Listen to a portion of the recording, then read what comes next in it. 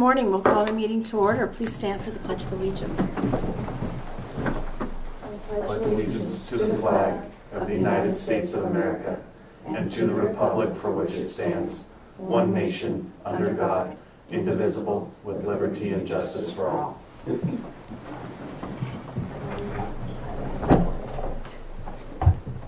Good morning. We've had some other meetings this week. We've had some technical issues, so if we have to stop, we may have to pause the meeting just for a minute. But I'm going to be positive that we won't have to. Any public comment on items not on the agenda under the jurisdiction of the commissioners? Sheriff Nick Rouser, R-A-U-S-E-R. I just wanted to let you guys know, so my name was in the news and with an officer-involved shooting. I saw that. So I wanted to kind of explain to everyone what it was, and it did not happen here in Broadwater County. There was an officer-involved shooting in Helena that involved Lewis Clark County Sheriff's Office, who is the office at the coroner.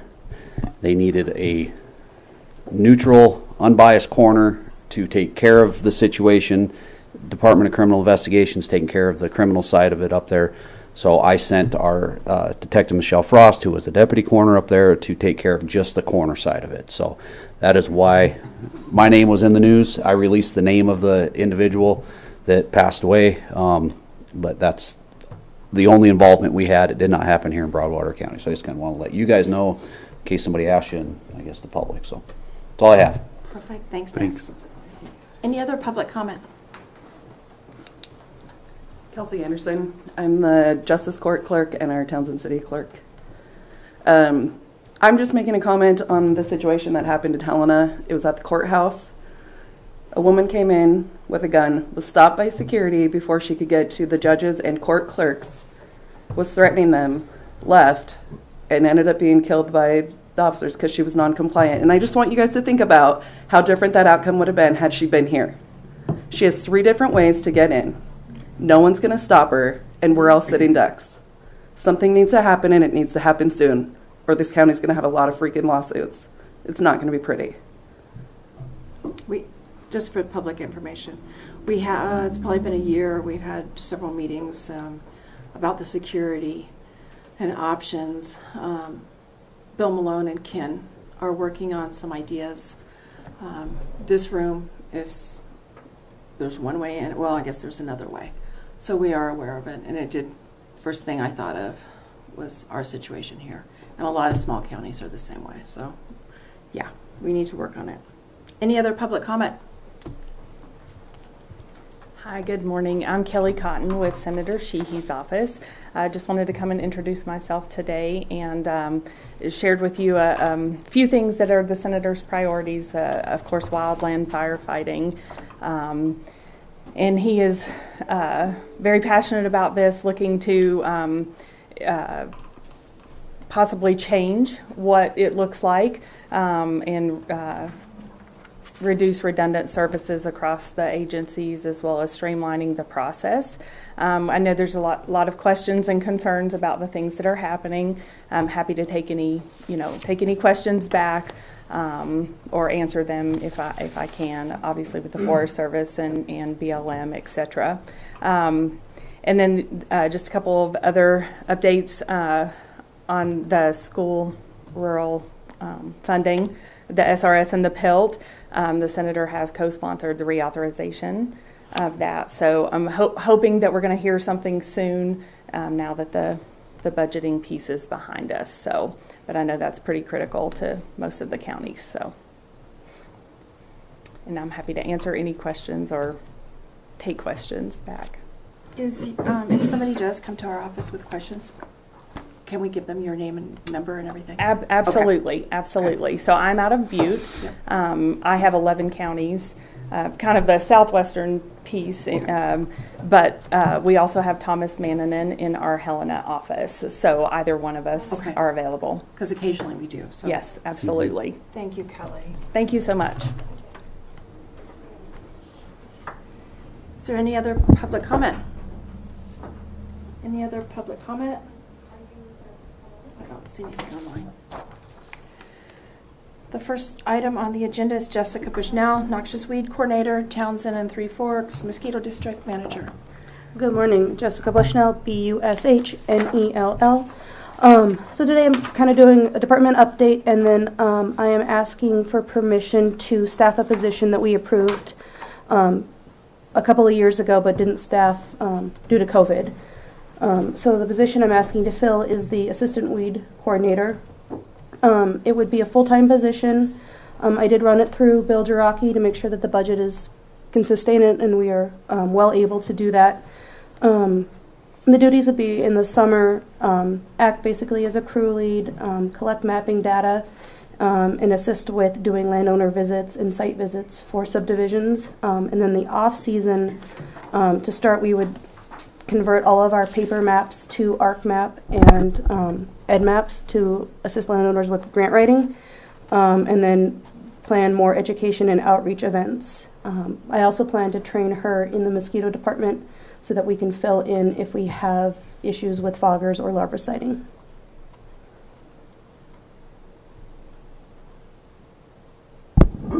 And Jessica, would you just reiterate where this funding's coming from? Yep, so this is out of the general noxious weed budget. We would use probably 95% noxious weed, 5% mosquito to start. I don't anticipate a ton of mosquito duties. And the biggest bonus to us would be upping our capabilities for grant writing in the fall. The biggest thing for grants is they want data, and we have a lot of paper data, but they now want it all compiled digitally. And so having somebody to help with that would be a real asset. Yeah, I just want to make it clear with the public that this We is don't need any completely new funded. money. We The do not need budget any new is money. It's not all in coming there. Out of the general fund, it is No, it's all dedicated weed money. noxious weed money. Yep. Do you have any questions? No. You said it was approved pre-COVID? Yeah, during COVID. I think During we actually COVID? approved, and then we decided not to staff it with all of the unknowns at that time. Sure.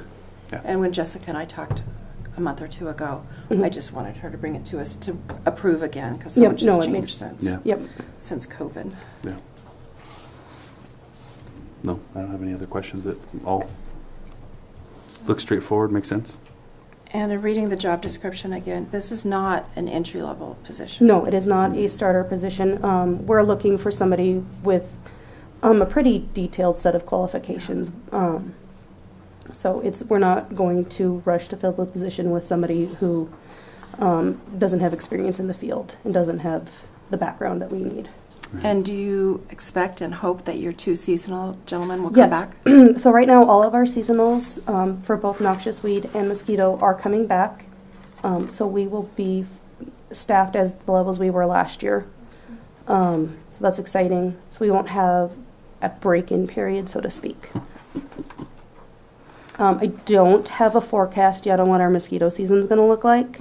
It's really going to depend on what our spring moisture is, if we're going to have a high nuisance level mosquito or a high vector level mosquito season. It's really dependent on our moisture levels and the temperatures of the summer. And since you're talking mosquitoes, the Townsend Mosquito Board and Three Forks Mosquito Board both have openings. Yes, please, please. Anybody who's interested in mosquitoes, please apply to fill those board positions. And it really is a seasonal board. Yeah, we're really short meetings, but you can learn a lot about how we operate, and gain your knowledge and be able to take it back to the community, and then have more of an impact on our operations too. Perfect. Is there a motion to approve the job description for the, what are you calling, assistant? What's your language? Assistant noxious weed coordinator. Assistant noxious weed coordinator. I'd move to approve the assistant noxious weed coordinator for the Townsend and Three Forks Mosquito District. Yeah, I guess that's it. I will second that motion. Any public comment? Any public comment? There's a motion and a second to approve the job description for the noxious weed assistant coordinator. I don't know why that's so hard for me to say today. All those in favor signify by saying aye. Aye. Those opposed, same sign. and work with the West staff and Daleen to get it posted, and Yep. we'll keep our fingers crossed. Thanks, Jessica. Thank you, guys. Next item on the agenda is, okay, next item is she's a little bit late. We can do some claim. We just have 2 sets of claims, so that'll just take a minute. The first set of claims is for $4,994. 4994. Yep, even. I move to approve the claims in the amount of $4,994. And I'll second that. Any public comment? Any public comment online? All those there's a motion and a second to approve the claims for said amount. All those in favor signify by saying aye. Aye. Aye. Those opposed, same sign.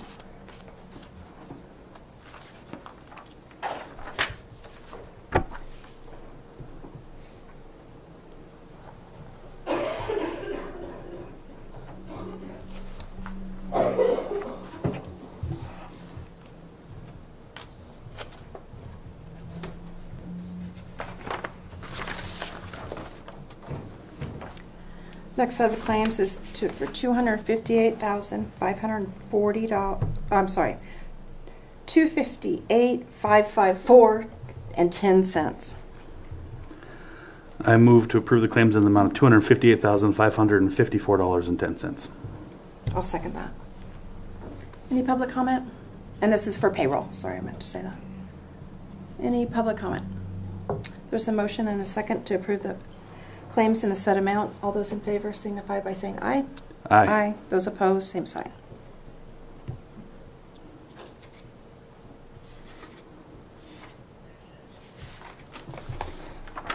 Oh, yeah. Yeah. Do you want me to? Yeah, that'd be great. So we have one other item on our consent agenda. We had a resignation from the Fair Board. So I'm just going to read the letter into the record. This is from Lauren Reiser. Hey, Jessica, I will have to resign from the Fair Board. I just can't make those early meetings and can't give enough time like I need to. I do have someone that is interested in the position. Do you want me to have her send you a letter? I love our fair and rodeo. My heart is definitely in the rodeo side, and I'm planning some kid events to grow our community in the area. Thank you for all your hard work thank you for all the hard work you put into this board, Lauren Reiser. And this was approved and accepted by the Fair Board at their last meeting. I will move to approve the resignation of Lauren Reiser to the Fair Board. And I'll second that. Any public comment? Any online comment? There's a motion and a second to approve the resignation of Lauren Reiser to the Fair Board. All those in favor signify by saying aye. Aye. Those opposed, same sign. And just the Fair Board has their opening posted, and I know they've had at least one or two people, I think, Okay. looking into it. So they're working on getting it filled.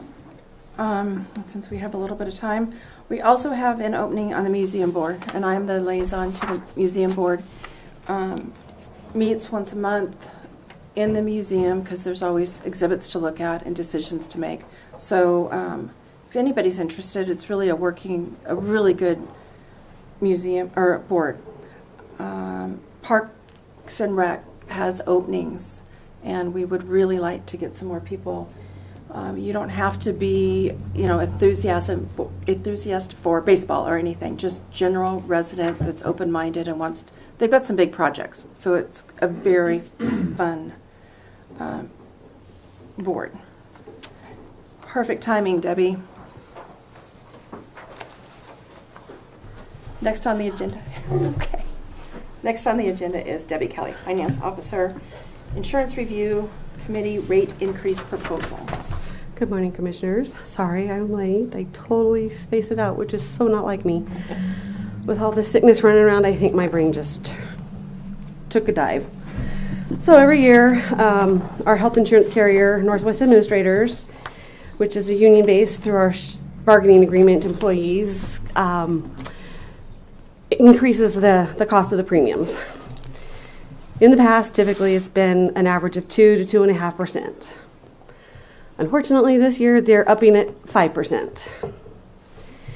And I know typically in the past, the commissioners have picked up a lot of that 2.5%, and graciously has taken it on so as employees don't have to cover those costs. The insurance committee, as we pooled, which is representatives from several of the departments throughout the courthouse, so every employee has a chance to share their concerns, their desires, what they like, what they want to see, the reasoning. And this year was really no different. The recommendations of the committee and its members would like to see the commissioners, of course, pick up the cost, which we cover through our permissive medical levy and our general health levies, which is funded with special dollars from our taxes. So there's no other funding for it. And we spend roughly like $100,000 a month for our health care. Currently, the employees contribute $190 a month to that cost, which is $1,477 per person or per employee and their family. So it's really good insurance. We've had other carriers try to win our services, but they can't compete with the coverage for the cost. So we just continue to stay with them. We run it through payroll. It is pre-tax, so it lowers your taxable income base, which is a help. Of course, you don't, tax-wise, you don't get a help anyway, but reducing your taxable base might reduce your taxes just a little bit. But with that 5% increase, our current premium is going to jump to, effective May 1st, $1,551. And so I ran, Can you say that amount again, Debbie? $1,551 per employee, up from which roughly amounts to, oh goodness, what was it? I didn't do the math on that. It's about $100 more a month. $74, I apologize, $74. Okay. So that's quite a bit. So the employees, of course, recommend that the commissioner pick it up, at least for the remainder of the fiscal year, knowing that you have the right and we'll probably reassess it starting our new budget year. Their hope is that the commissioners, of course, will pick it up, especially depending on if we're going to get any cost of living this year with the economy and things just being kind of up in air and uncertain. Their fear, as it has been in the past, is that they will end up not getting very much COLA, picking up the insurance, and they're going to slide backwards because the cost of living market adjustments will not cover the amount of premium coming out of their checks. So it's kind of a hard one to, and I don't envy you, it's a hard one to decide what to do. I know the permissive levy is a very finite amount. We have to take into factor that it's based on employees in service working as of June 30th. Even though the position might be there, if they haven't been hired, we can't count them. So that means there could be some costs for the course of the year that could impact the tax dollars and the revenues and the budgets and people's expenditures. So, any questions? We don't, am I correct in the fact that we don't have to decide this today? Correct. We can but it does need to be decided next week? We need to have it by next week, in that the premiums come out with April wages to cover the May premium effective date. So that when we pay for our premium, we have the right amount to pay to the trust, depending on who and how we divvy it up. I need to update payroll, which means going into every employee record and make those changes in the deduction amount so that we have the right amount. And I should have said this earlier, I'm sorry. Commissioner Rick Meyer is not in the office today, but she will be back at the commission meeting next week. Okay, right. So I figured. Yeah, this is tougher than the other years I've been here making this decision, just because of the world right now, and we don't know what the COLA is going to be, and grants are an issue, and everything. So I don't think I have any questions right now. I'll probably bug you throughout the week. Okay. Do you have any? If there's any number crunching, do you need me to give you some dollars. I know when the compensation board meets, this will be part of our the discussion, and I do apologize for not being better prepared today. I don't, like I said, this is not normal, so. Yeah, I just, we think so highly of our staff, and we want to keep all of them. And our insurance is really good. Everybody teases me because when we have interviews, I'm the one that says, no, we have really good insurance. Yeah. Because we do. And I know you don't think of that when you're younger as much as you do when you get to be my age. So it is very good The insurance insurance. world calls it a platinum plan, Yeah. which is hard to come up with, or if you do have it, you are really lucky, because most plans places afford, they're high deductibles. For us, it's $400 a person, It's unheard of. so it's to be really honest. cheap considering, and it's for the whole family, regardless if you have other insurance. So it might save you money too. If your spouse has insurance, you might have dual coverage for some of those, so you can reduce your out-of-pocket, so you've got both benefits. So there's advantages to it. I know a single employee think it's crazy, but I wouldn't trade it for the world if I didn't have to. When It's just amazing. when does the compensation board meet? Don't ask me tough questions. No. okay? Isn't it I next think it's Wednesday? It is next week. 26th in the afternoon. Is it Wednesday? Yes, next Wednesday. I think it's Wednesday. So just about the right timing. Would you, if you don't know now, would you, I know one question I'm going to have is, what was the increase last year, the dollar amount? I want to say it was about, $23, I believe. was it only $23 and now it's 74? See, 14, 42, You don't have to know that now.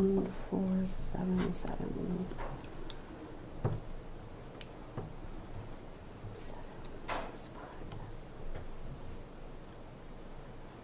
And if you can just. put that- 25, Really? because it was 14.52.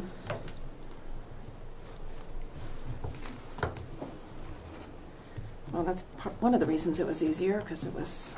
So little. Is it a possibility that we can pick up half and the employee pick up half of the difference of the increase? Is that is it all or nothing? That was, no. Okay. It's any amount you guys determined is appropriate or doable. Okay. And of course, employees are concerned they'll have to pick up the whole amount, but we also understand that you got to do what you got to do, because the dollars are finite on that side as well. Right. And like I said, if you do have to, pay for it, it does reduce your taxable base. So you might, depending on where you're at in their little tables, it might lower your taxable income some, and you might actually come ahead. It's just hard to know. It's just that whole gamut of all that makes it so hard to decide what to do. And that is because the employee has to be on staff by June 30th. By June 30th. That's one reason I wanted Jessica to, it's basically April, so hopefully she can find somebody in time, so we don't have to. And that's primarily our full-time people that do Yeah. the 30 hours or more by the Affordable Care Standards of minimum. So, and of course, being a bargaining union, they are very sticklers to that. So we have to make sure we cross our T's and dot our I's so that we don't, when they audit us, we're not found in violation and no fines or something for not providing coverage, or providing coverage and we shouldn't have because they Right. didn't meet the hour requirement, and lots to think about. Okay, we will do research and Yeah. have a decision next week. Thank you, Debbie. Thank you. On behalf of the insurance committee as well, they appreciate you. Thanks.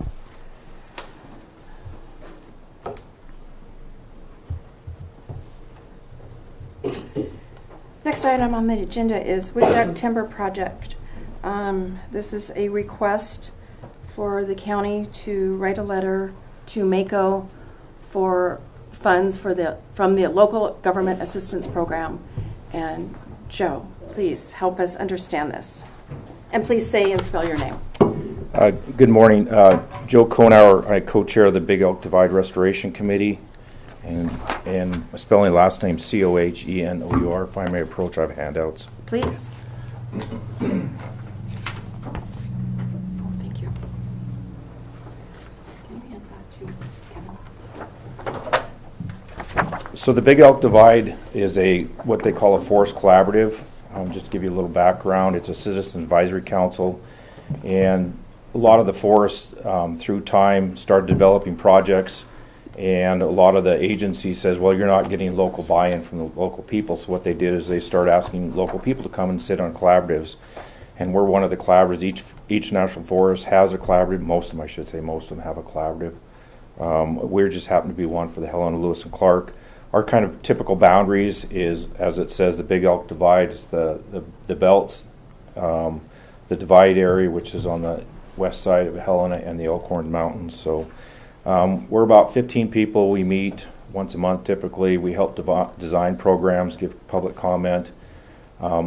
The forest can't weigh our comments once they're official any more than anybody else. Just comments, but what we can do is pre-scoping. During pre-NEPA, we can actually help develop the project, so we get a little bit more weigh into it. So I gave you a synopsis on that first page of what it is, and what we were going to talk about today is the wood duck project. And if you guys go to the last page, or not the last page, but the last group of page where the big map is, I think it's on the fourth. There you go.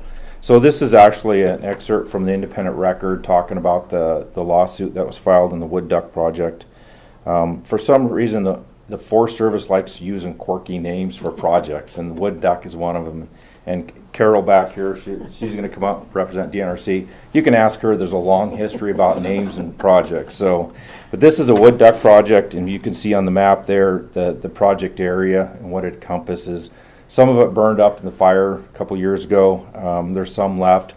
There's a GNA project still going in, Good Neighbor Authority project coming in this spring to the area. The lawsuit basically is moving to stop the project. The project essentially is a timber harvest and to stop beetle infestation. So what they want to do is they want to put logs on trucks.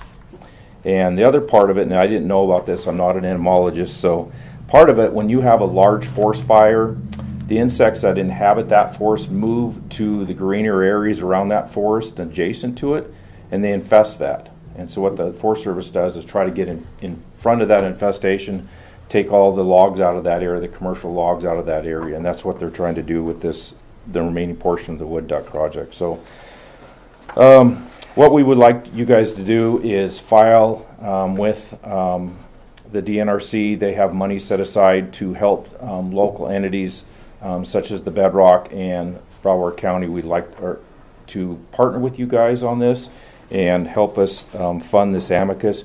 If you turn to the second page, it talks about what is an amicus brief. It's basically a friend of the court brief. We give them information about our role within that project and the comments that we provide and help develop that project. And so, and if you go to that third page, I think it's the one that says final decision.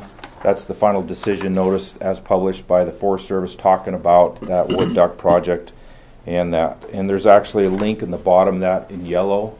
If you get onto Google and type in U.S. Forest Service project with that number in the end, it'll bring up that project. It's not very long. It's only 30-some pages. It's pretty easy to read about the project to get it through. So they do have a project coming up moving forward. It's under Good Neighbor Authority. The Good Neighbor Authority, if you look at that next page, it talks about Good Neighbor Authority.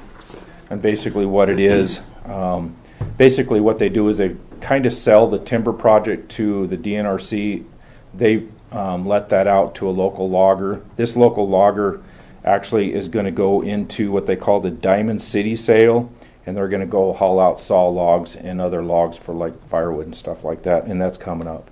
And so there has not been an injunction filed on this yet. An injunction would be to stop the project. Because the project's about a year old, it'd be hard to get an injunction and say, it's an emergency, let's stop this. Well, we're already past that. It's been a year, so the courts are pretty hesitant about doing that. But back to the amicus. What it is I did a little research. There's a couple law firms in Helena. One individual law firm basically described to me what they do is they take your basic brief, they do a cut and paste, and then file it with your specific instructions. It's about $3,000. The other law firm basically does research, does an original writing and such, and then submits that. She does a little bit more background. She'll meet with the interested parties and such, and that's about $5,000. So what we're doing is asking you guys partner with us and maybe write your letter to the DNRC for $5,000. Questions? And none of this stuff appears on the final test, so don't worry about memorizing it. No, I appreciate your time you spent it with me on the phone yesterday, because you made me be able to understand this. Yeah. And I've read a lot, so that helped me a lot. It's complicated. It's very I complicated. tried to simplify it. You did, thank you. Yes. Because we all were reading a lot of stuff that didn't make any sense to me anyhow. Right. Do you have any questions at this point, Josie? I don't think so, not at this point. This helped out a lot. Kevin? Oh, no, but I don't have any questions for you. I understand that, you know, this is just an amicus brief. Yeah. Just for the Yeah. benefit of the public, this isn't about us, like, going in, filing a notice and getting involved in the lawsuit as a party. This is just saying, authorizing, basically Mako to give some money to help with Bedrock filing an amicus brief, which is just sort of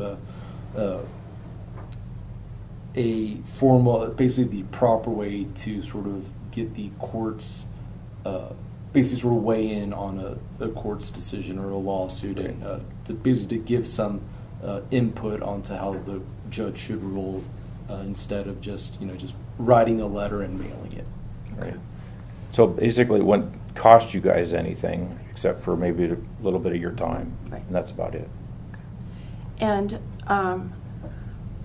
so we would write a letter, the proposal is we will write a letter to Mako for these funds, and these funds go to Bedrock or to DNRC? They would go to. You can ask Carol that. Yeah. Carol Hatfield, everybody. Hi, good morning. Carol Hatfield, Hatfield. I'm the local government forest advisor for DNRC. And so basically what needs to happen is the county would write a letter to the chair, Greg Chilcott, who is the chair for the forested counties. DNRC sets aside a certain amount of money for Mako, specifically for the counties to intervene or file an amicus brief with federal projects. And so you would write a letter to the chair, Greg Chilcott. That money would be released back to you all through an agreement. Okay. And then whatever amount, if there's any amount left over, DNRC would, or I guess Mako would hold it. You guys would ask for a reimbursement. Okay, so if I understand correctly, the funds would come to us directly Yeah, to the after county? yeah, Okay. reimbursement. So Okay. pretty simple, kind of like what we've been doing with the local government assistant grants. Okay. Thank you, Carol. Mhm, you bet. I don't have any other questions. I don't either. And as long as we have, I just want, as Kevin said, the public to be very aware, this is not any funds from the county.